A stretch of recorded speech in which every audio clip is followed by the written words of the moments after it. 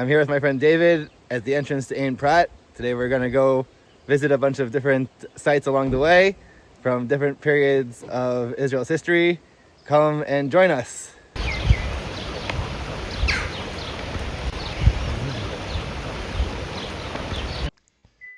Our first stop along the way was to visit a collection of monasteries whose establishment stretches all the way back to the beginning of the Byzantine period. The monasteries are located in the opposite direction of the rest of the trail that follows the river stream, so visitors interested in seeing the monasteries should go here first and then continue with the rest of the trail.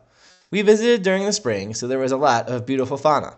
There are many rock stairs to ascend to reach the monasteries, but this is the most intense climbing on the marked trails. Both of us were mesmerized by a group of rock climbers on the opposite side of the river from us. Around the bend, you can already see the monasteries.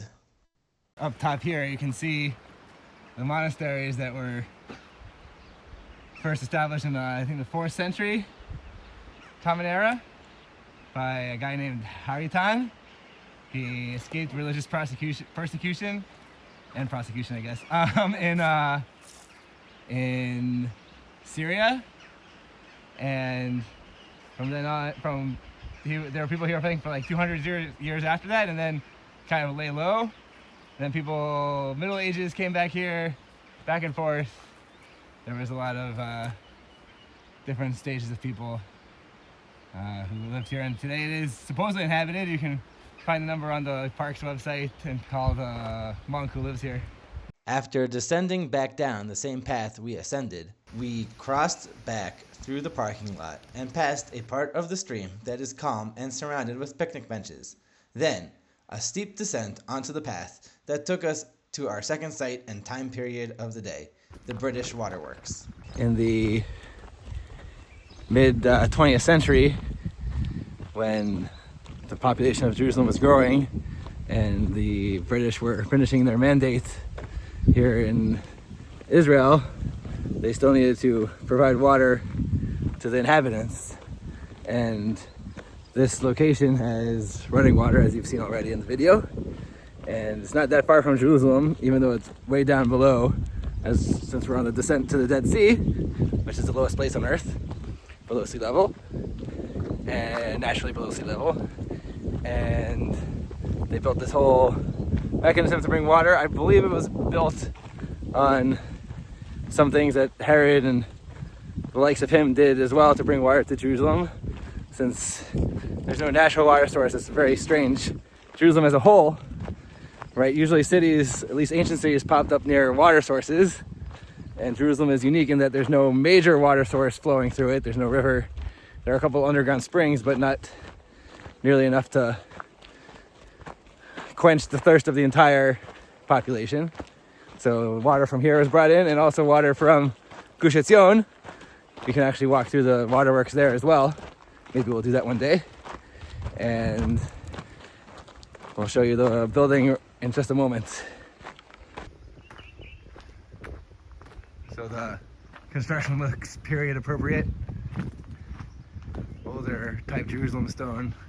You can still see some buildings like this in Jerusalem with that kind of facade. Now you have some bushes. That doesn't help anybody. Fence is probably newer. Walking along the trail, we saw various bubbling brooks. No, not at all. This place is just filled with so many bubbling brooks. I don't think I've seen so many bubbling brooks in my life combined as they have today. The water just carves this canyon along the desert. I don't know. How far does the water go, David? Do you know?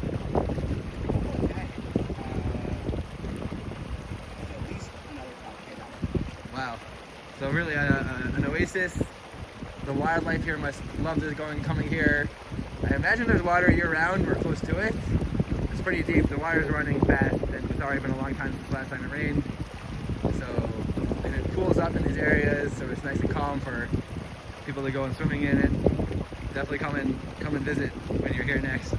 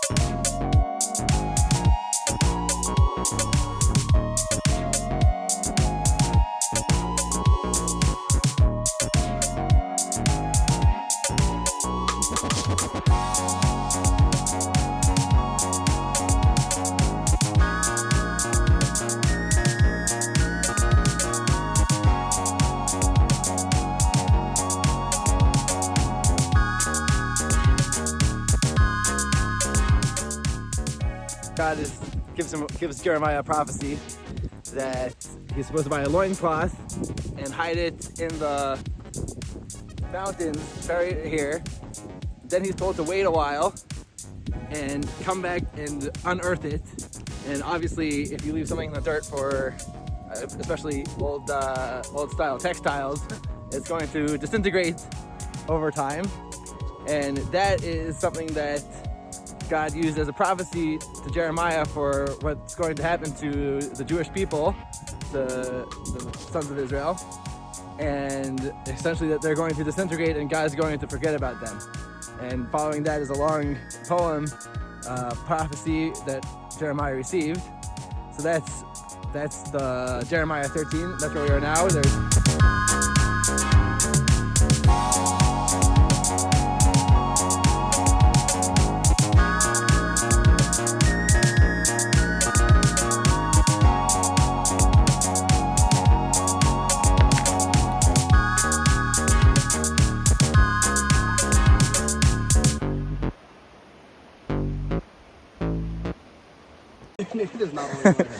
There's nowhere to go without stepping in the water.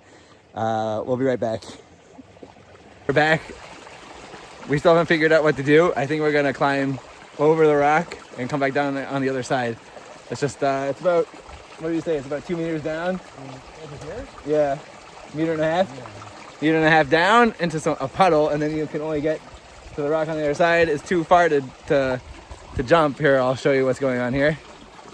So we have this drop here, it goes down to the water, and then there's this landing on the other side. You can sort of see it by the right hand side by David's backpack, and then there's a big rock on the right side where we're supposed to get to, which I'm showing you right now. It's not technically possible unless you're like superhuman or whoever that guy is who had his arm cut off with the rock. Yeah, so we'll let me take you around the other way. Okay, we're back. We crossed over the water point. The trail is not marked correctly. I think that's my conclusion, our conclusion. And we got to the other side, so we'll continue on and hopefully we'll have some more nice things to say and see and see what else there is. Okay, so we're nearing the end of the trail that we're gonna walk today. There's a nice little plateau rock to sit down, grab a bite to eat, drink some coffee, and then we're gonna head back, and that will be the whole trip.